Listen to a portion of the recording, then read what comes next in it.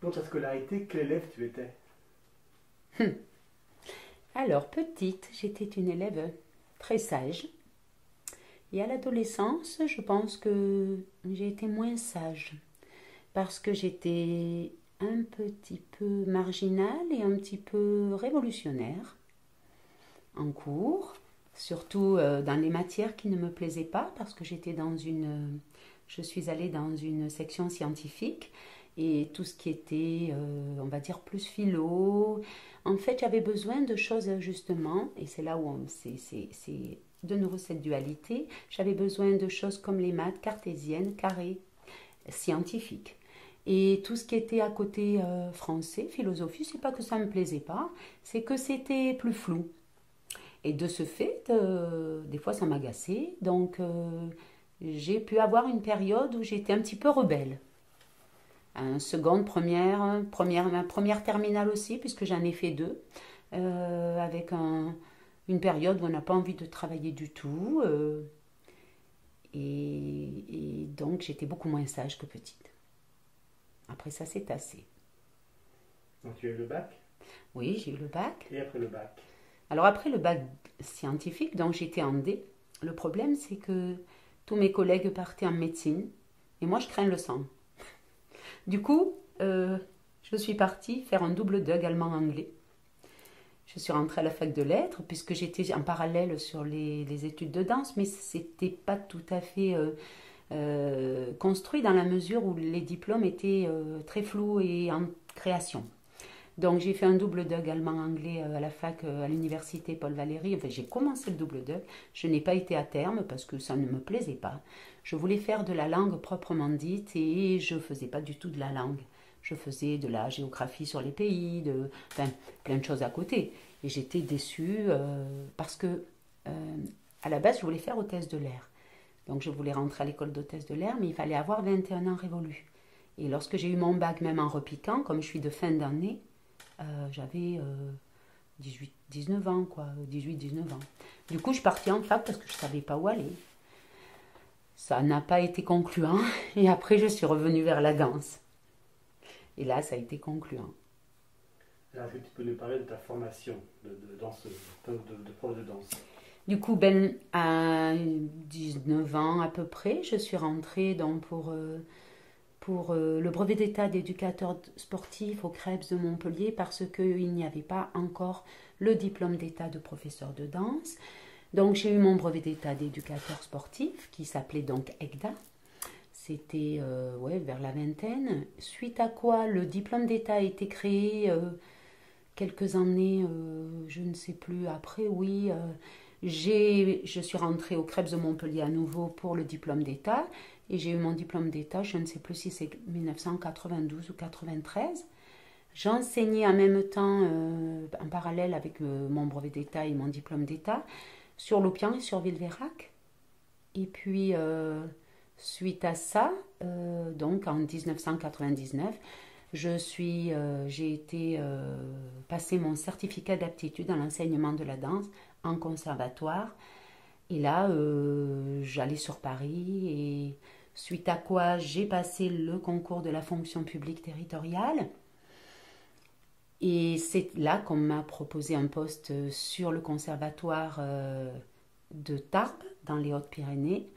Donc je me rappelle encore mon père me dire, mais tu ne vas pas aller travailler à 400 km. Mais j'ai dit, ben si, papa, ça se fait. Alors, je ne pensais pas et ça fait finalement 20 ans. Oui, ça fait 20 ans que je fais des allers-retours toutes les semaines. Je suis restée à Tarbes 5 ans, je crois. En 2005, j'ai muté pour Toulon, qui m'a fait gagner quand même 100 km à l'aller et 100 km au retour, avec un climat qui correspond davantage à ma région. Voilà, et du coup, je continue à aller travailler sur Toulon et à habiter ici, sur Metz. Parmi les métiers que tu as exercés, lequel tu retiens? Je n'ai exercé que la danse. Donc, j'ai juste fait des petits travaux saisonniers préalablement, centre aéré. Je donnais des cours de danse aussi et de gym sur la plage du Gros d'Agde et du Cap d'Agde pour le service des sports. Et dans les métiers saisonniers, j'ai été travailler à l'époque, c'était je crois champion, où j'ai travaillé sur les ordinateurs alors que je gère pas trop les ordinateurs. J'ai fait ça une saison, voilà. Et après j'ai fait tout ce qui était en saison, les vendanges, etc., etc. Et j'ai fait que la danse. Et qu'est-ce que ce métier t'apporte? Ce métier m'apporte tout, du bonheur, du plaisir. De toute façon, la question, je vais la prendre à l'envers. Il n'y a aucun métier que j'aurais pu faire, je crois, finalement. Parce que, d'une part, cela peut me coûter, parce que dès que mon corps est en souffrance quelconque, avec un petit bobo, je ne peux pas exercer, même pendant le Covid, pour des raisons autres. Je disais, effectivement, je ne peux pas travailler de façon normale. Mais à la fois, quand je peux travailler, il m'apporte énormément de bonheur, un épanouissement monstrueux. Et je ne me vois pas faire autre chose. Est-ce que tu peux nous raconter un moment de grande satisfaction professionnelle? Oui. Alors là, lorsque j'ai passé mon certificat d'aptitude à l'enseignement de la danse, c'était à Paris, il y avait deux parties, l'admissibilité et l'admission. Et mon prof de Montpellier m'avait formé énormément. Et lorsque je suis revenue, je me suis arrêtée dans le Lot chez lui et sa maman. Et il a eu les résultats par téléphone. J'ai cru tomber dans les escaliers parce que je l'avais eu et que je ne m'y attendais pas. Je ne pensais pas, parce qu'il y avait très très peu de réussite à ce concours. Enfin, cet examen, parce que ce n'était pas un concours mais un examen. Et je ne pensais pas l'avoir du premier coup. Et là, ça a été un bonheur immense, génial. Il y en a eu d'autres, mais ça a été un des plus beaux moments au niveau de la satisfaction professionnelle dans l'obtention du certificat d'aptitude. Quel rôle social tu penses tenir dans la société? Alors, dans la société, je suis censée avoir une mission de par mon travail dans l'éducation des élèves, dans la transmission de l'enseignement de la danse, mais également dans la transmission des qualités humaines et des valeurs humaines. Mais nous avons une mission au niveau du service public de le servir sur le conservatoire.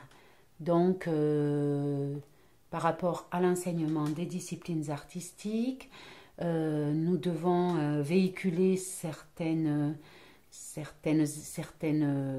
bases, certains fondamentaux, les développer, les faire perdurer, les faire, etc., etc.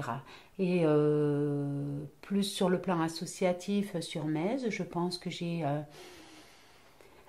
revois les mêmes missions parce que les objectifs sont les mêmes sur le plan pédagogique, mais du coup, je vais avoir aussi un rôle d'accompagnement, d'éducateur. Je pense que je leur apprends des choses, mais pas que de la danse.